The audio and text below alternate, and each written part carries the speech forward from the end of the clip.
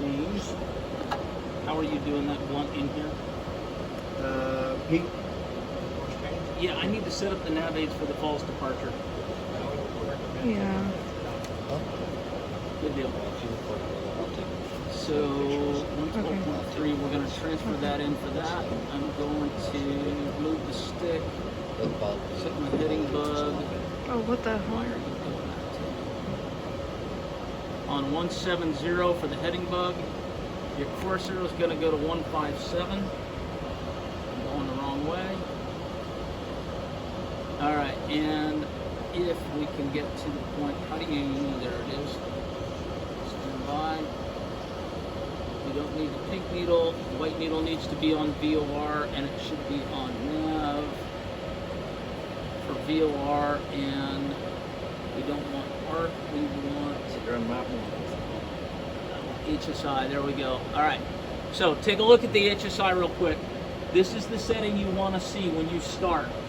Your course is set for 157 for the falls departure. Your heading's on 170, the heading bug. All right, it should say VOR on the left with a white needle that says VOR. You should have 112.3 in the primary radio. That's the top button. The one on the bottom should say 111.3 for later on for when we do the ILS. You don't need to worry about GPS or any of that kind of stuff. From here, we're looking for the before takeoff checklist, okay? So we're going to assume that at 60 knots, you're going to see 100% torque. That min power is computed. Your speed brake should be retracted. Your flaps are set for takeoff. Your trim should be set for takeoff.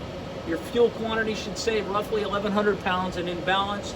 Engine instruments are green and white. Your volts are 28.1 and your amps are something positive, about 6 amps is what you're looking for. At that point, you're pretty much done with the before takeoff checklist, all right?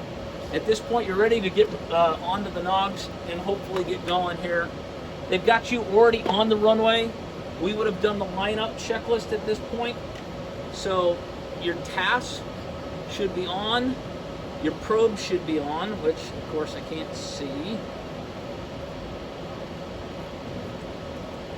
Try to get down here. Your OBOG should be on. All that's good. TAS is on. Probes are on.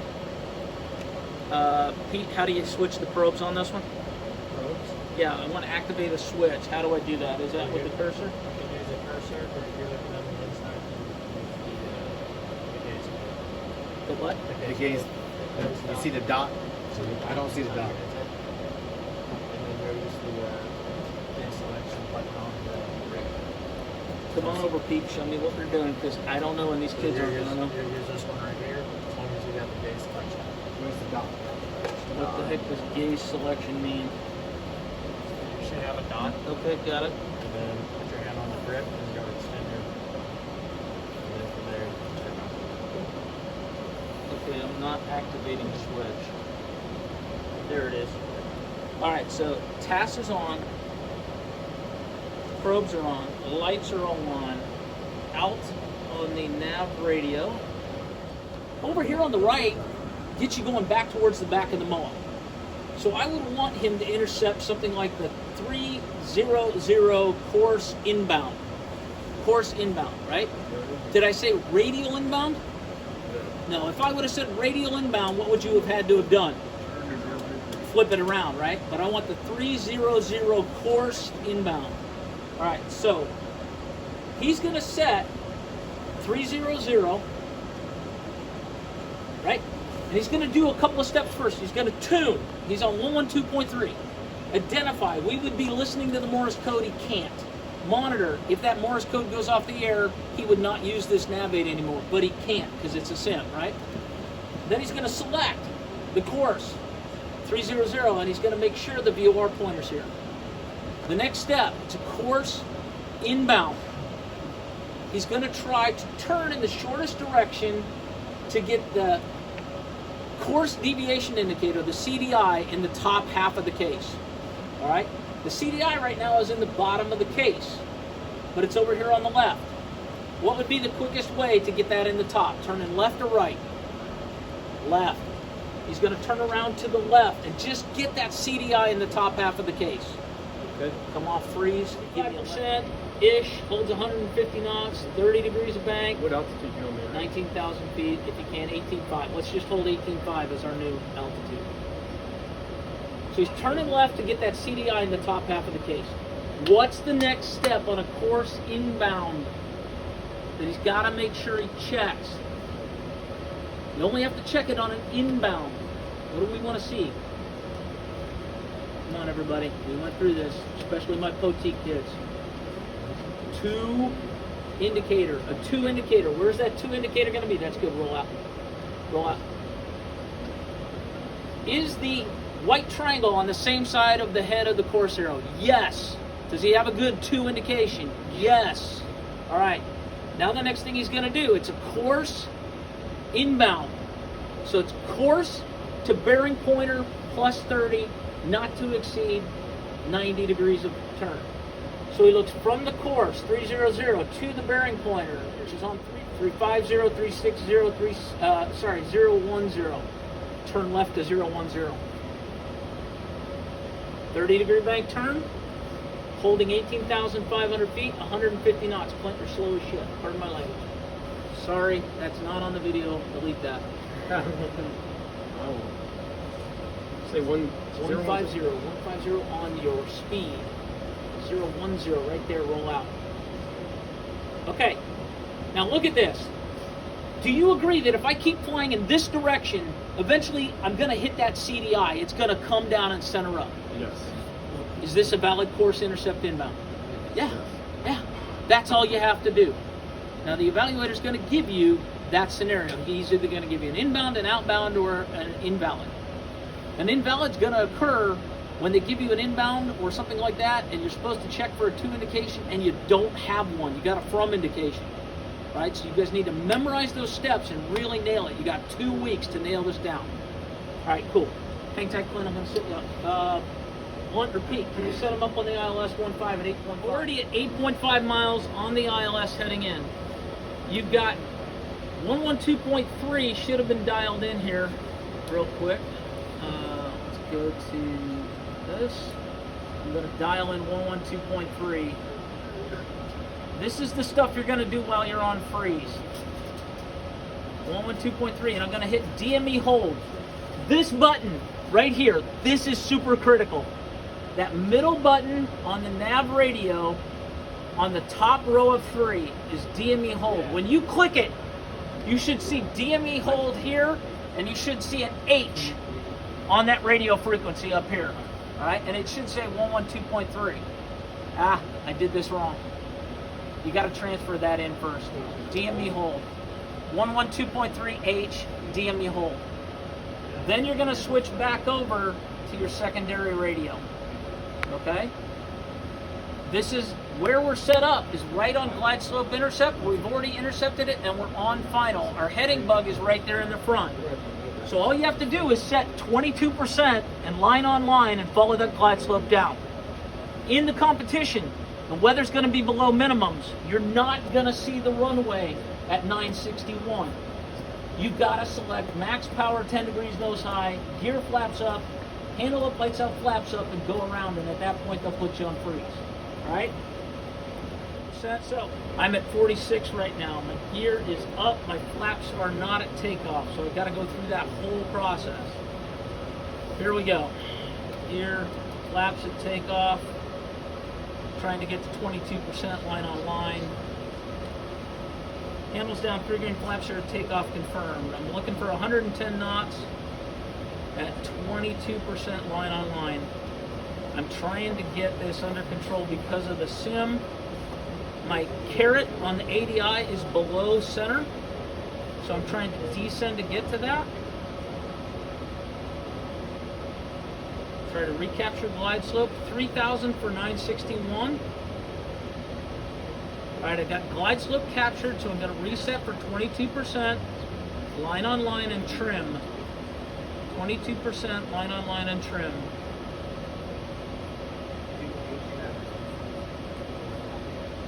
22% line on line and trim. All right, carrot centered, localizer centered. 2,600 for 961.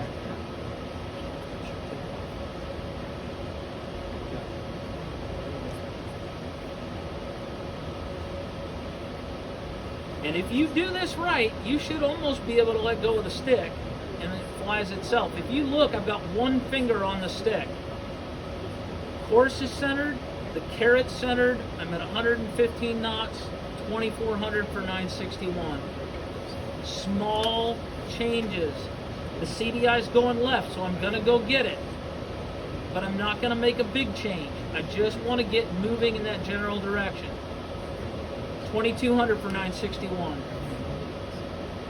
We would have made a radio call back there at Glide Slope Intercept that said Aggie 01, final approach, fixed gear down, full stop. The tower would have come back on and said Aggie 01, cleared to land runway 15 right. We would have said cleared to land 15 right. For whatever reason, the sim is not holding the 22 and line on line for 115 to 110. So I'm having to jockey the power to make that work. It should be 22 line on line. 61. Keep your eyes moving on those instruments. You gotta keep watching those instruments.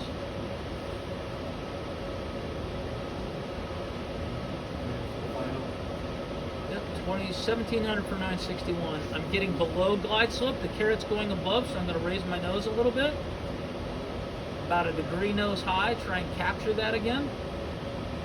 Where are we at altitude? 1500 for 961. 1500.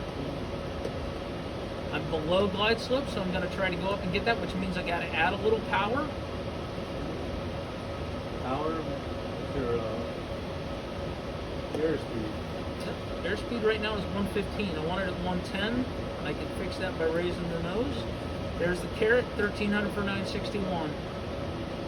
When I've recaptured that, I want to lower the nose. Try to keep line on line, 22% power. 1200 for 961.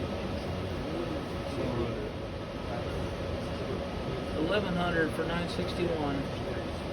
I'm just keeping my eyes moving, trying to keep that carrot centered. There's 1060. There's 961. I look up and I don't see the runway, so I go immediately to max power, raise the nose, trying to get to about a 10-degree nose high, climbing, good engine gear clear, gear comes up, flaps come up. I'm just flying that heading. Check that my gear handle's up, my lights are out, my flaps are up at 140 knots. And at this point, the evaluator should put you on freeze. That's the ILS. Gear down, flaps and take off at 105 knots. 105 knots on final. Here we go. The radio call would be Aggie 01, 2 miles, gear down, full stop.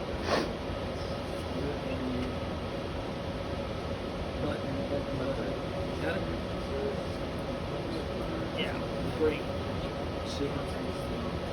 Alright, I'm trying to get gear down, flaps and take off. 105 knots. I need to be at 1,300 feet. Handles down, pre-green, flaps start, takeoff.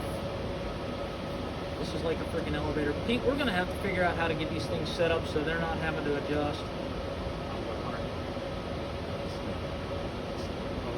What are you seeing? What are you feeling? I'll tell them in just a second. Here's 1,300 feet. I'm coming in until the end of the runway where it meets the black tar and the gray concrete is touching the spinner of the runway. The spinner of the aircraft. Right about there is 105 knots and the spinner's touching, so I'm going to pick up my aim point. My aim point for the full stop is right where that concrete meets. I'm going to set about 16% power, 16, 17, and I want to hold my aim point constant. I'm trying to get to 105 knots, and I'm trying to aim at that transition between the runways, centered on my side of the runway. I'm getting a little low. I want to add a little power, but hold my aim point. Add a little power, hold my aim point. Hold my aim point. Hold my aim point. When the ground rush starts to come in, I'm going to crack my power back about half a knob width, and I'm going to shift to level flight. As I cross over the threshold, I pull the power to idle, and I just try to keep that spinner moving towards the horizon. And I'm going to touch down.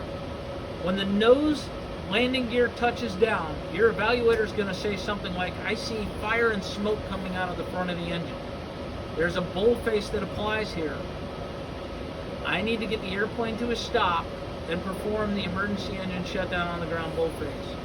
That would be PCL off, firewall shut-off handle pull. In the simulator, all I can do is go to idle. I can't shut it off. But I have a firewall shut-off handle back here that I'm going to pull. And when you do that, the evaluator should put you on freeze, and your sortie's complete.